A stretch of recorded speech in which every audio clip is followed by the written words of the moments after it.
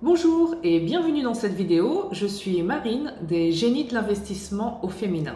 Nous sommes sur le thème actuellement de la procrastination et je vais vous parler donc des moments où il faut procrastiner et des moments où vraiment, c'est pas le moment. On a vu dans une première vidéo qu'il y avait une classification, que en général, les tâches sur lesquelles on procrastine ont une raison et peuvent être classées donc dans certaines cases de, de la classification en fait, de Stephen Covey. Maintenant, là, ce qu'on va voir, c'est que malgré cette classification, on peut très bien être sur une tâche qui n'est pas urgente et qui n'est pas importante, mais qui pourtant va devoir être faite en priorité. Pourquoi ? Parce que tout simplement, parfois, passer à l'action est moins douloureux que l'inaction. Très souvent, lorsqu'on ne fait pas quelque chose, on a tendance à se culpabiliser, à se dire « mais si je l'avais fait, mais… » Et tout ça, ça trotte dans notre tête, on n'arrive pas à dormir, on ne se concentre pas sur ce qu'on fait au moment précis, on n'est pas dans l'instant, on n'est pas dans le moment. On est à la fois ici, à la fois dans ce que j'aurais dû faire, et si je n'avais pas procrastiné. À partir du moment où la procrastination vous joue plus de tours et plus préjudiciable que de passer à l'action, surtout, pensez-y, il faut passer à l'action.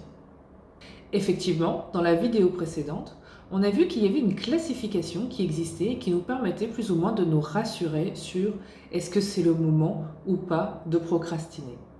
Mais ça, c'est une classification qui est liée uniquement aux tâches qui sont à réaliser et ne prennent pas en considération votre comportement, vos états d'âme, etc. Or, pour être complet, il faut bien prendre en compte certaines spécificités.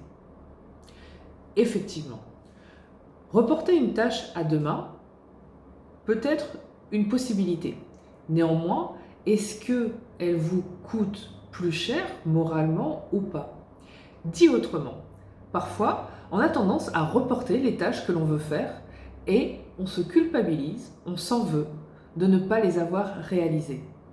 On se dit que ce serait mieux si on l'avait fait, qu'on n'en serait pas là si on l'avait fait, etc. On peut se prendre la tête pendant des heures, ça peut nous empêcher de dormir parce qu'on se dit il faut que je fasse ça, il faut que je fasse ça. On se liste tout ce qu'on a reporté de la journée, on n'arrive pas à dormir, voire ça nous réveille en pleine nuit. Dans ce cas-là, reporter les tâches devient une douleur.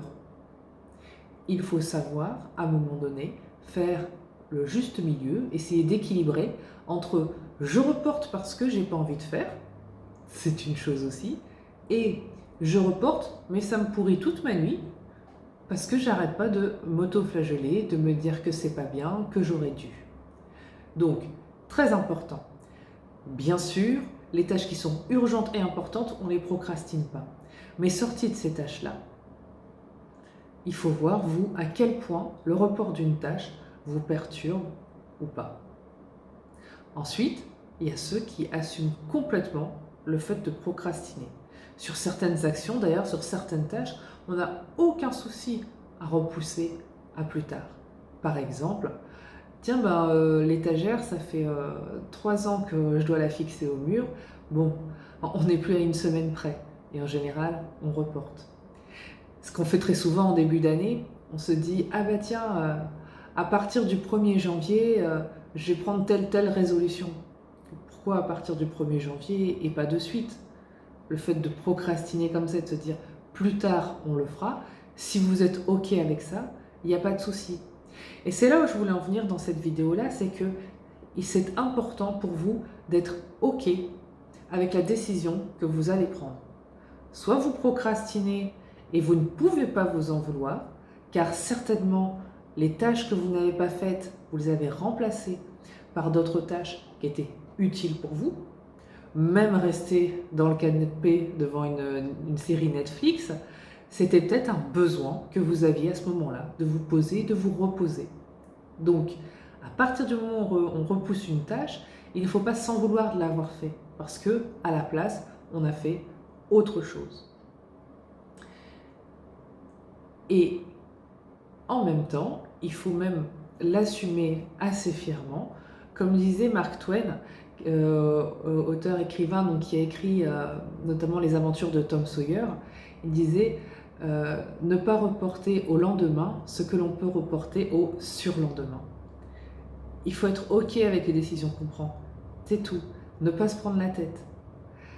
Je vous donne un exemple, moi ça m'arrive assez régulièrement, j'essaie justement de travailler dessus pour que ça m'arrive de moins en moins, où je me dis tiens aujourd'hui je vais marcher et je vais lancer une machine à laver le linge par exemple. Et puis je me dis tiens là j'ai la flemme, et puis après tiens là il pleut, et puis donc du coup je fais rien, et le soir je m'en veux en me disant mais quand même j'aurais dû sortir, il a plus qu'une demi-heure sur toute la journée, j'aurais dû laver le linge, etc. etc. Et donc je m'en veux, je me fais beaucoup de reproches en me disant voilà, si tu l'avais fait, ce serait fait. Et ça, c'est un fait. et donc du coup, à ce moment-là, on a tendance à moins bien dormir ou à être préoccupé, ou voilà. Donc c'est vraiment très important.